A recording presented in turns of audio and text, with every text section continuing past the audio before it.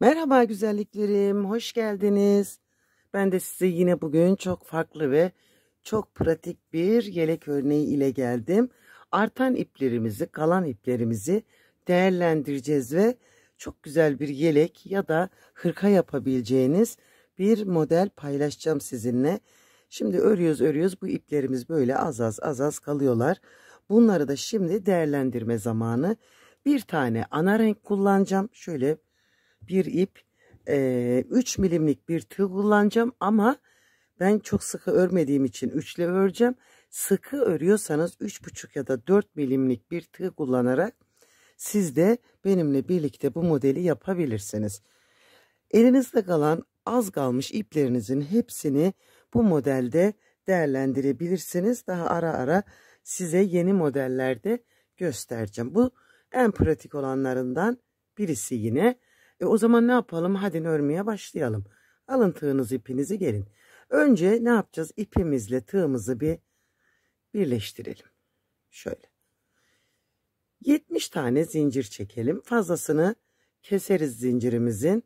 Çok sıkı olmayan, bakın, 70 tane zinciri çekelim ve gelelim. Evet, zincirimiz tamam. Şimdi 1, 2, 3. zincire batırarak bir trabzan yaptım. Bu zincir bizim bir trabzanımız. Yani şu an burada 2 tane trabzanım oldu. Ve sıradakine batırıp 3, 4, 5, şurada yazıyor kaç tane yaptığım. 2, 4, 5, 6, 7, 8, 9, 10, 11 ve 12. 12 tane birinci önümüz için trabzan yaptım. 1, 2 zincir çektim ve şu son battığım yer var ya, bakın şu. Bu son battığıma batarak başlayacağım yine 12 tane trabzan yapmaya. Bu birinci. Bakın burada bir V oluşturduk. Aynı yerde 2 tane. Ve yine 12 tane trabzan yapacağım. 2, 3, 4, 5, 6, 7, 8, 9, 10, 11 ve 12. Bakın bu da omuz için 12 tane trabzan. 1, 2 zincir çektim ve son battığım yerden yine batırıp buraya bakın. Şimdi arkayı yapmaya başlayacağız ve 22 tane trabzan yapalım. 2, 3, 4, 5, 6, 7, 8, 9, 10, 11, 12, 13, 14, 15, 16, 17, 18, 19, 20, 21 ve 22 tane. Bakın. Bu da arka için. 1, 2 zincir. Son battığım yere batırıp 12 tane trabzanımı yapacağım. 2, 3, 4, 5, 6, 7, 8, 9, 10, 11 ve 12. 12 tane ikinci omuz için 2 zincir çekip 1, 2, son battığım yere batırıp 12 tane daha trabzan yapacağım. Şu jetler bir geçsin. 12 tane de ikinci ön için trabzan yaptım. Bakın şöyle ön, omuz, arka, bakın ikinci omuz ve ön. Zinciri çekmişim de çekmişim. Bakın buradan 1, 2, 3, 4. zincirden tek telinden kestim.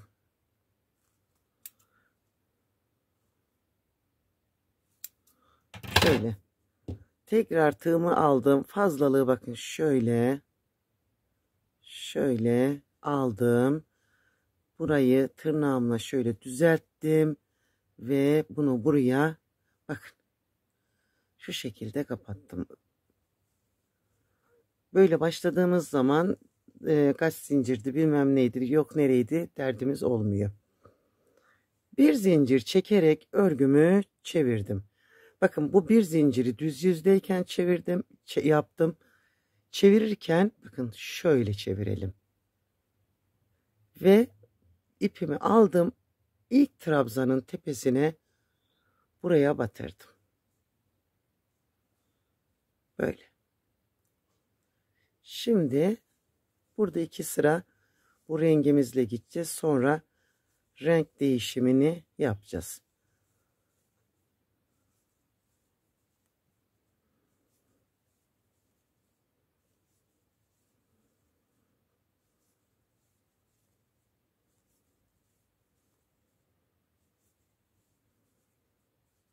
İlk zincirime geldim.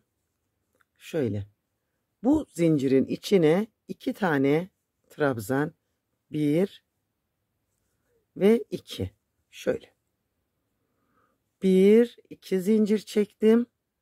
Aynı yere tekrar 1 ve 2. Öbür 3 köşede de aynı işlemi yapalım.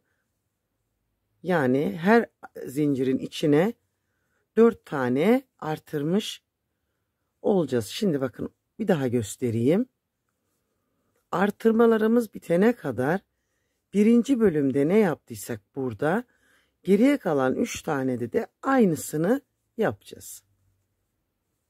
Şöyle. Hemen bir daha göstereceğim. Bakın zincirime geldim. Boşluğun içine 1, 2. 2 tane trabzanı yaptım. 1, 2 zincirimi çektim. Ve yine buraya 2 tane. 1 ve 2. Gördünüz mü? Burada ne yaptıysam burada da aynısını yapacağım. Şimdi sıramızın sonuna kadar öbür 2 yeri de yapıp gelelim hadi. Başlarken şurada bakın bir zincirimiz vardı. Buna ne demiştik? Bizim bir trabzanımız. Bunun tepe noktasına batırdım ve buraya bakın bir trabzan yapacağım. Yalnız burada renkli ipime de geçeceğim için bakın. Şöyle şu ipimi aldım ve bakın tığımın üzerine alıp bunun içinden geçirdim. Şu şekilde şu ipimi bıraktım. Bu ipimizi kopartmayacağız. Şöyle. Şimdi buraya bir zincir çekerek çevirdim. Ve yine aynı yönde şu ipimin fazlalığını, bakın bu rengimin fazlalığını şöyle elimle tuttum. Tığımın üzerine ipimi aldım ve bakın buraya başlangıca bir tane trabzan yaptım. Tekrar bir tane daha, pardon, yapmayacağız. Şöyle tığımın üzerine ipimi alıp bir atlayıp ikinciye, bakın bir atlayıp ikinciye batırdım. Buraya bir trabzan yaptım. Aynı yere bir tane daha. Bir atlayıp ikinciye bir trabzan yaptım. Tekrar aynı yere bir tane daha yaptım. Bir atlayıp ikinciye bir trabzan yaptım. Aynı yere bir tane daha.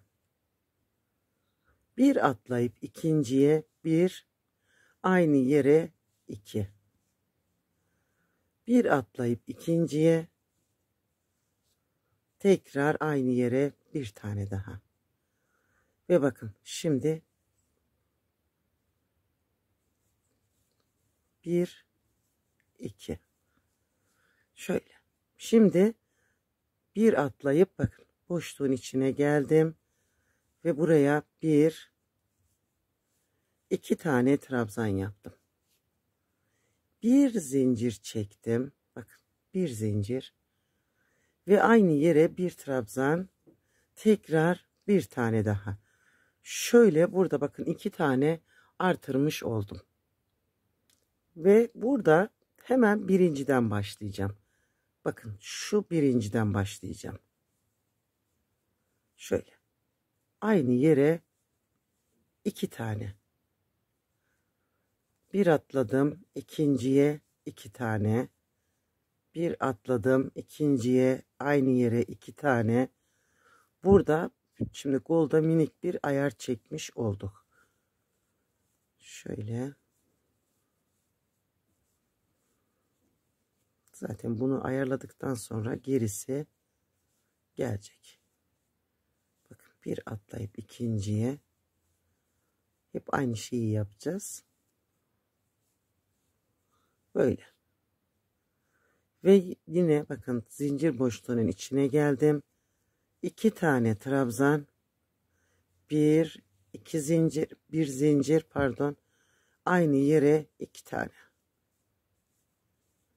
İki. Şöyle. Şimdi burada bir atlayıp ikinciyle başlayacağım yine. Arkadayım.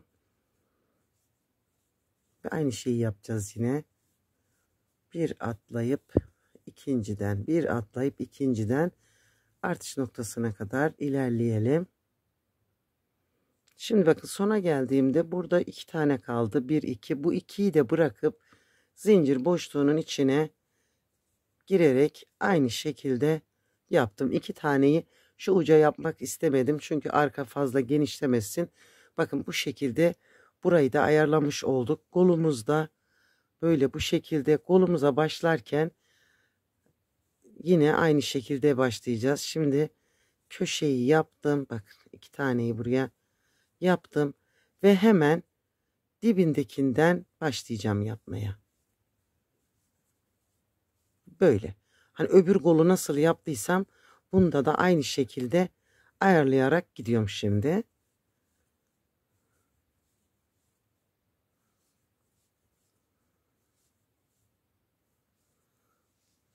Böyle.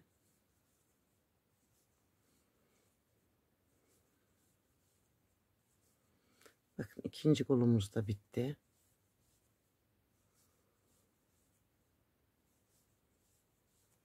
Şimdi bakın yine geldim artış noktasına ve zincir boşluğunun içine bir, iki tane, bir zincir, aynı yere iki tane. Dördüncü köşemizi de bakın bu şekilde yapmış olduk. Köşeler hepsinde aynı işlemi yaparak ilerledik. Ve yine buradan şimdi sona gideceğim. Bir atlayıp ikinciden başlayacağım. Pardon. Biraz aceleciğim var benim. Hızlı öreyim diye. Bitişimiz de aynı şekilde olacak. Nasıl başladıysak o şekilde de bitireceğiz. Ve böyle.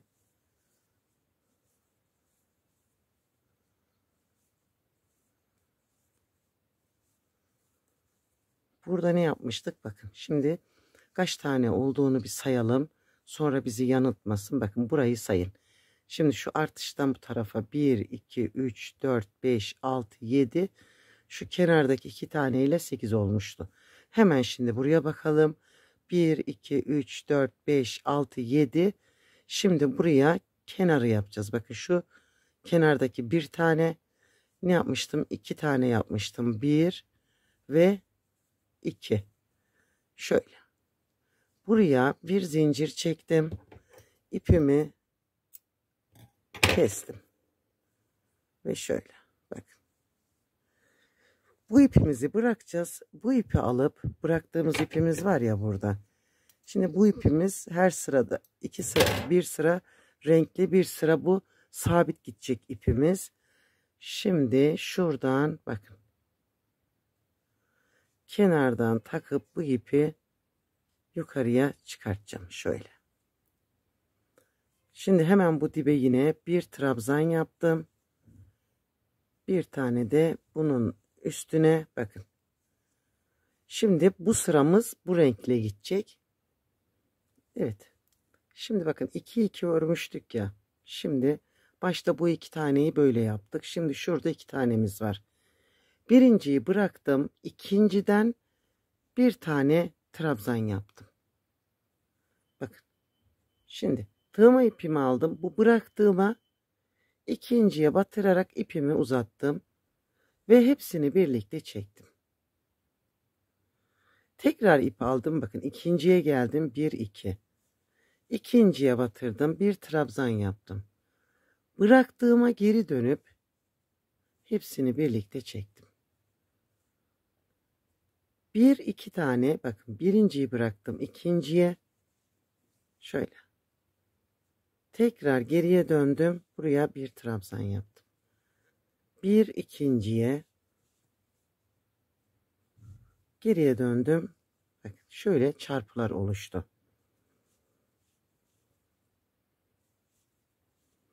Ve böyle. Şimdi bakın.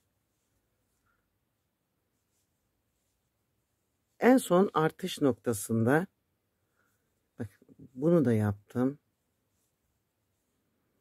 Şöyle. Tekrar burada bir zincir çekmiştim ya. Bakın şu bir zincir.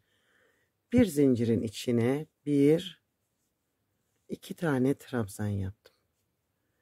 Bir zincir çektim. Tekrar aynı yere 2 tane trabzan yaptım. Ve şimdi yine ikili ikili başlayacağım yapmaya. Bakın bir ikinciye batırdım. Döndüm. Arkadakine batırdım. Topladım. Böyle.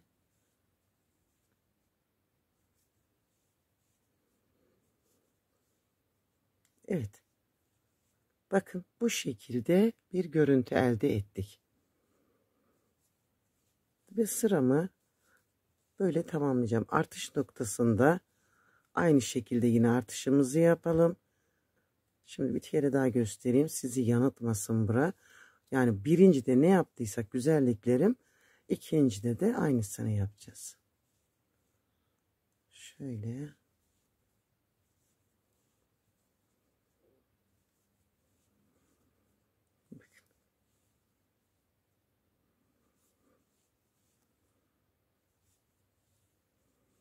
Artışa geldiğimizde 2 trabzan, 1 2 trabzan, 1 zincir, tekrar 2 trabzan. Böyle. Ve yine bakın aynı devam edeceğim. Sıramı tamamlayacağım. Evet bakın ilk görüntümüz görünmeye başladı. Şimdi renk olan ipimi alacağım. Ara renklerimden. Ve buradan düz yüzden şunu Bu renklerimizi hep düz yüzünden yapacağız. Bakın şunları. Buradan tekrar bu uçtan başlayacağım. Bakın birinci trabzanıma batırdım. İpimi aldım. Şöyle. Burada bir de 2 kat halinde ipimi aldım ve buraya sabitledim. Bakın. Şu şekilde. Bir zincir daha çektim. Buna artık hiçbir şey olmaz. Ve baştaki 2 taneyi yine yaptım. Bakın 1 ve 2. Şöyle. İpimi aldım. Bir bıraktım. İkinciden 2 tane. Bir bıraktım. İkinciden 2 tane. 1 ve 2. Bir bıraktım. İkinciden 2 tane. Hiç şaşırtma gibi bir durumu yok. Neden? Bakın. Şöyle 2 2 olarak hesaplayın. 2. İkinciden tekrar ikinciden ve bakın sonuncu ikinciden. Şimdi artış noktasına geldiğimizde yine 2 tane 1 2 bir zincir aynı yere 1 2 tane böyle bir atlayıp ikinciden yine başlayacağım aynı yere 2 tane. Çok pratik bu ve sona doğru bu düzende gideceğim. Hep aynısını yapacağım. Şöyle bakın. Sona kadar geldiğimizde bakın bu ipimiz burada duruyor. Yine 2 tane trabzanımı yapacağım. Şöyle bakın. Bir zincir çektim ve ipimi yine kestim. Şöyle sıkıladım. Ve buradan bakın şurada bir zincirim var. Bir tane daha çektim ve örgümü çevirdim. Hemen birinci trabzanın tepesine bağladım. Bir zincirimi çekip buraya şimdi yine 2 tane tek trabzanımı yaptım. Ve yine bakın ikili ikili çarpılarımı atarak gideceğim. Bu ipimiz bir düz yüzde bir de ters yüzde ilerleyecek. Böyle. Burayı şimdi böyle tamamlayacağım. Artışımı da yapacağım.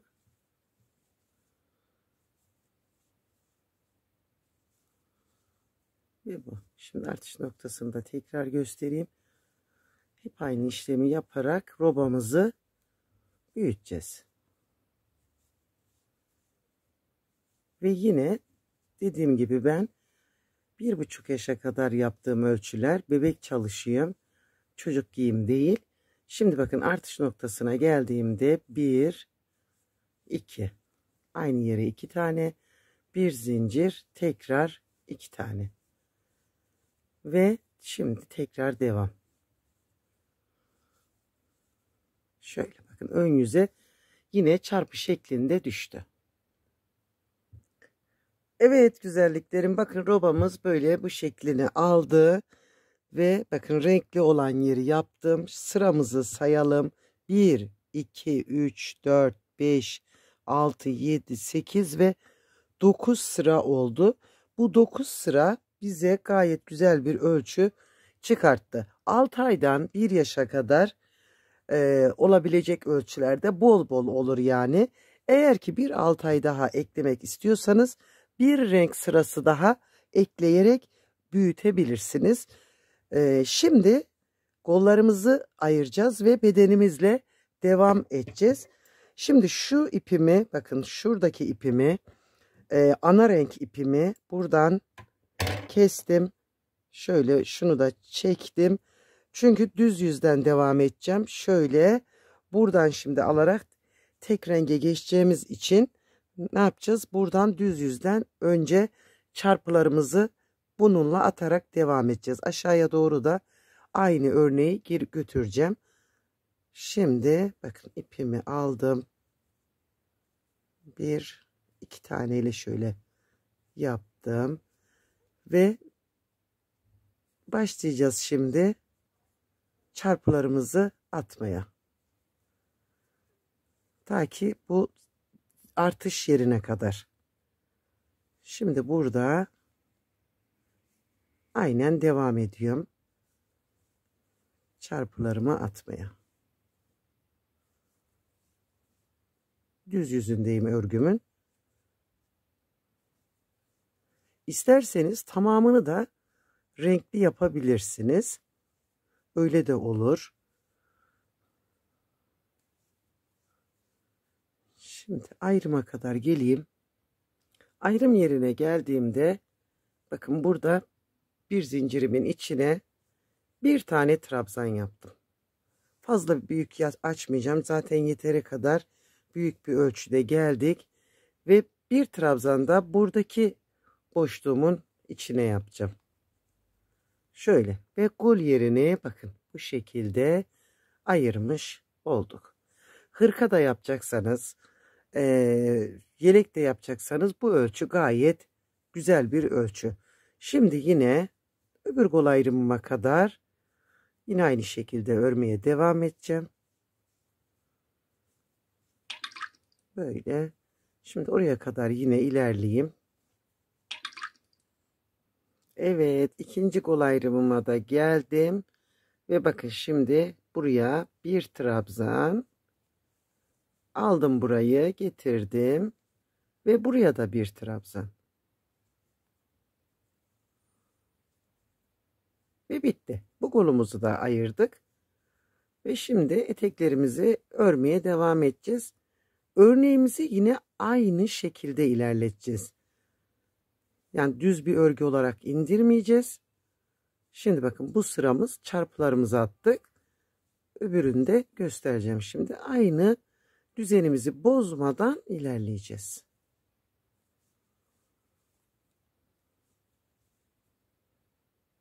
Sırayı tamamladım. Yine bir zincirimi çektim. Çevirdim. Önce baştaki sabit götürdüğüm iki taneyi yaptım. Ve yine bakın bir atlayıp ikinciye iki trabzan. Bir atlayıp ikinciye iki trabzan. Aynı devam edeceğiz.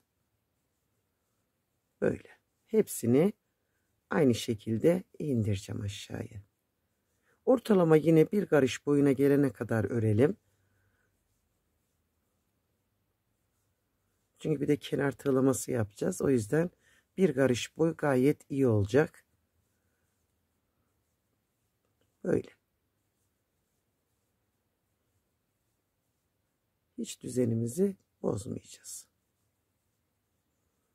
Ve şöyle göstereyim bakın.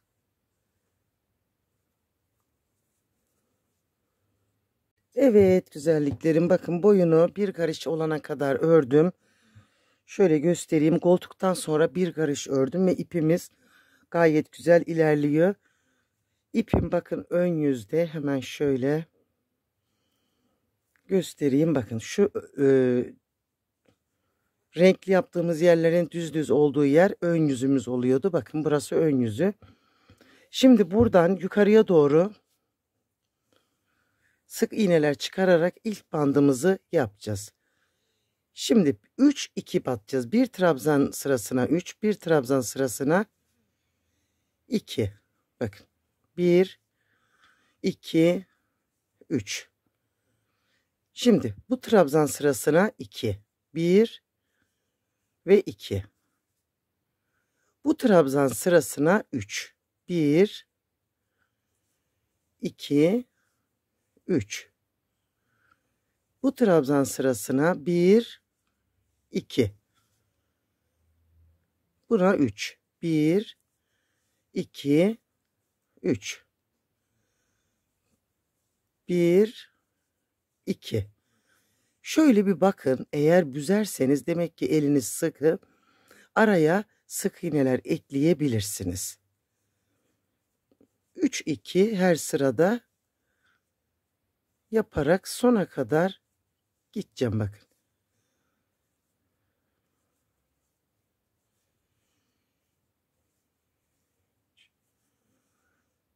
Burada nasıl yaptıysak öbür bantta da aynı şekilde yapacağız. O yüzden sıralamayı unutmayalım. Evet bakın, birinci ön bandımızı hazırladık. Şimdi buradan yakadan toparlayarak gideceğiz. Şöyle bakın, şimdi yakada yapacağımız şeye dikkat edelim. Burada bir zincir çektim. Bakın şimdi bağcık yeri yapacağım burada size. Farklı bir bağcık yeri. Şuradan bakın. Bu trabzandan boşluğundan batarak alacağım. Şöyle. Sıradakinin tepe noktasına sık iğne. Aldım ipimi. Sıradaki trabzanı boşluğundan batarak sıradakini sık iğne yaparak, bunu boşluğundan batarak, bunu sık iğne yaparak, boşluğundan alarak, bunu tepesinden sık iğne yaparak.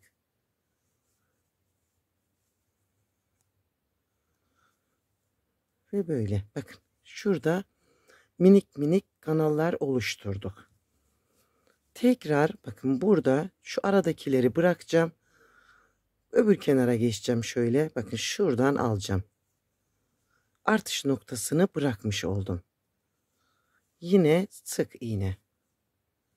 Bir boşluğundan alarak, bir tepesine batarak. Bir boşluktan,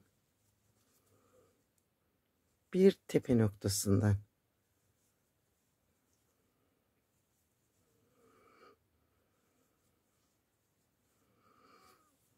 Bakın şunu, şurayı, ara boşluğu atlayacağım.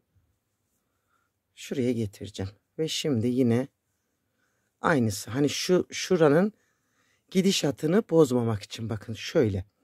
2-3 taneyi atladım. Şimdi yakanın sonuna kadar gidelim. Yakayı da bu şekilde toparlamış olduk. Şimdi buradan aşağıya ineceğiz. Öbür bantta nasıl battıysanız bunda da aynı şekil batarak tığlayın. 2-3 yine. 3. Bakın sıraları şöyle. Burası ip değişimi yaptığımız yerler. O yüzden burada biraz daha düzgün yapalım şöyle. Bakın. 2, 3. Gördünüz mü? Bakın.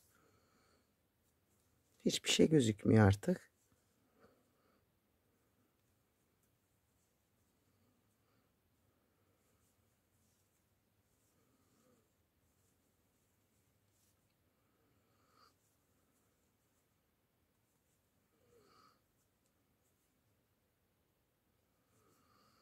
Ve şimdi aşağıya tek renkli yerden devam edeceğim. 2.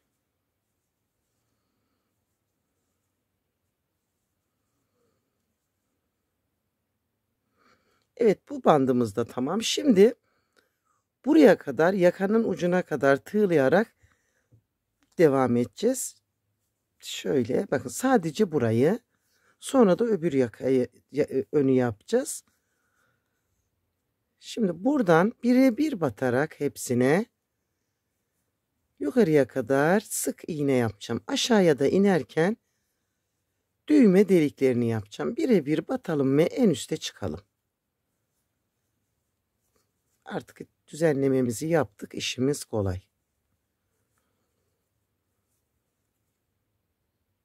Burada tamam. Şimdi bir zincirimizi çekip dönüp aşağıya doğru ineceğiz ve burada düğme deliklerimizi de yapacağız. Ben 3 tane düğme deliği yaparak ineceğim. Sadece şu renkli kısmı düğmeli yapacağım. Şu jet bir geçsin. Evet, buradan şimdi 1, 2, 3 tane sık iğne yaptım. Orta boy bir düğme dikeceğim için 2 zincirle yapacağım. Eğer ki minik boy bebek düğmelerinden dikecekseniz bir zincir çekip bir atlayıp ikinciye bu şekilde yapabilirsiniz. Bunun üzerine sık iğne yaptığımızda burası açılıyor. Ama ben orta boy 3 tane düğme yapacağım. O yüzden 2 zincir 1 2 atlayıp üçüncüye batırdım bakın. 1 2 3 4 5 6 ve 7. 7 tane sık iğne yaptım. 1 2 zincir çektim. 1 2 atlayıp üçüncüye batarak 7 tane yine sık iğne yapalım. 2 3 4 5 6 ve 7. 1 2 zincir çektim. 1 2 üçüncüden aşağıya doğru ineceğim. Bütün düğmeli yapacaksanız aşağıya doğru bu şekilde ayarlayarak ilerleyebilirsiniz. Yoksa 3 düğme ile şimdi dümdüz aşağıya inip bu yaptığımız düğme deliklerinin yanına kadar tekrar sık iğne ile gelelim. Evet, zincirlerin olduğu yerdeyim. Bakın burada 2 bırakmıştık, 2 zincir çekmiştik. Bunların içine yine 2 tane yapacağız. 1 ve 2. Bakın düğme deliğimiz gayet belirgin bir şekilde oldu. Orta boy bir düğme bunun içinden rahatlıkla geçebilir. Hemen öbür 2 zincirli boşluğuma geleceğim. Ve yine aynı şekilde yapacağım. Bakın. 1 ve 2. Ve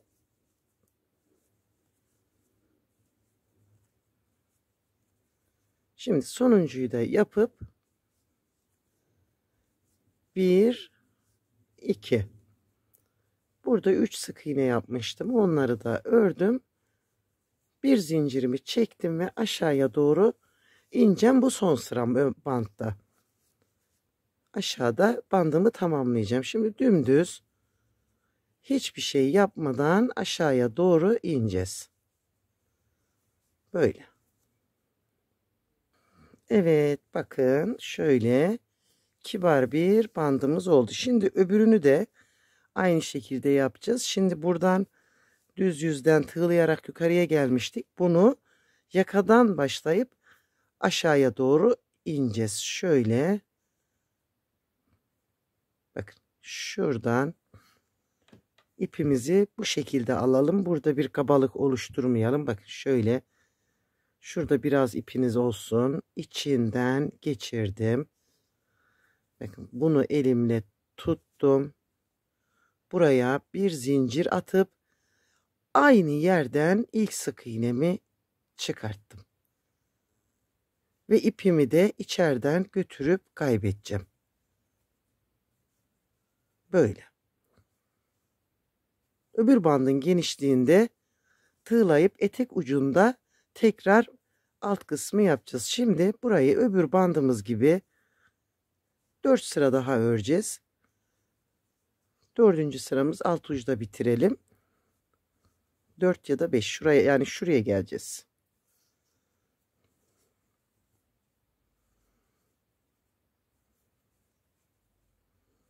Böyle bakın ön yüze bu şekilde düştü.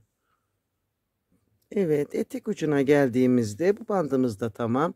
İstediğiniz genişlikte bandınızı yapabilirsiniz.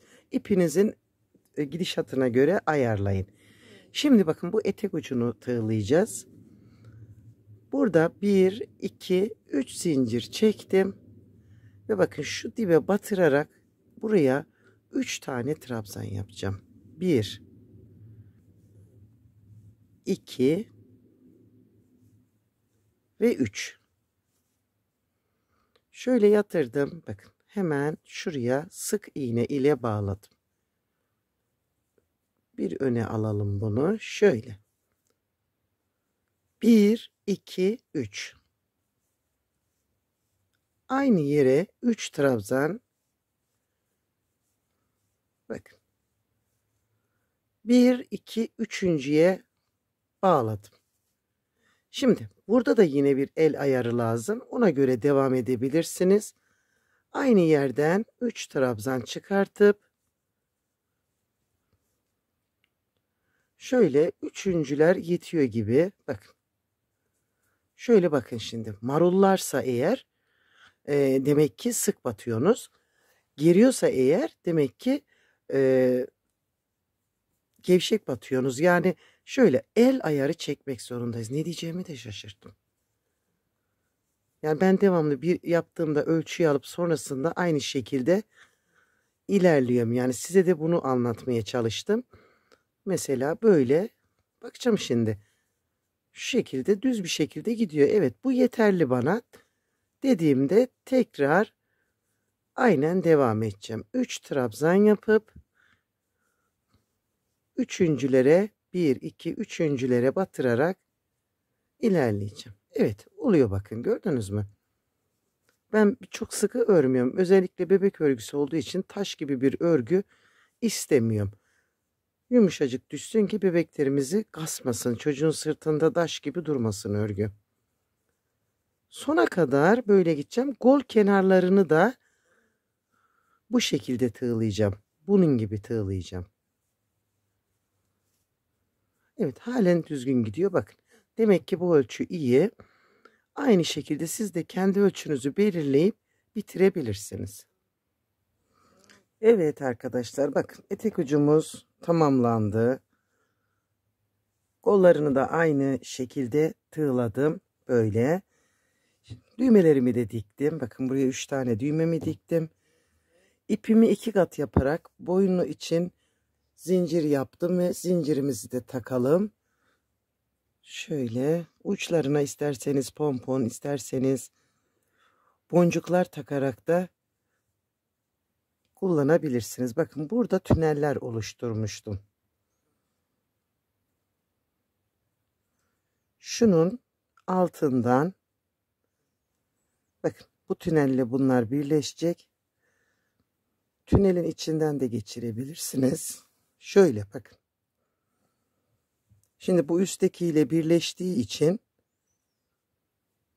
gayet güzel duruyor. Onunla birlikte alın. Sık iğneli olan altta kalacak. Düz olan üstte kalacak. Böyle.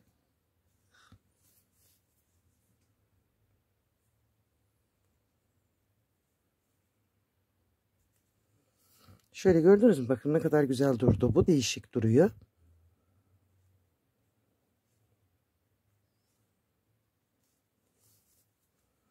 Buraya kadar sabredip beni izlediğinizseniz çok teşekkür ederim. Videolarımı paylaşarak, değerli yorumlarınızı yaparak, daha sonra izleye kaydederek siz de bana destek çıkabilirsiniz. Çünkü YouTube bunlara önem veriyor ve izlenmelerimiz gerçekten çok düşük. Sizlerin desteği ile çoğalacak bu. O yüzden umarım sabretmişsinizdir. Tüm detaylarıyla anlattım. Şöyle göstereyim, bakın. Gördünüz mü? Çok tatlı duruyor bu tüneli yaptığımız zaman. Güzel duruyor. Böyle artan az iplerimizle yapabileceğimiz mükemmel bir bebek yeleğimiz oldu. Bakın şurada da şöyle hafif yan geldiği için bu da burayı kapatıyor. Şöyle uçlarına püskül yapabilirsiniz. Şu kalan ipimi de yine buna püskül yaparak değerlendireceğim. Ve o zaman ne diyelim? Hoşça kalın, sevgiyle kalın, abone olup benimle kalın.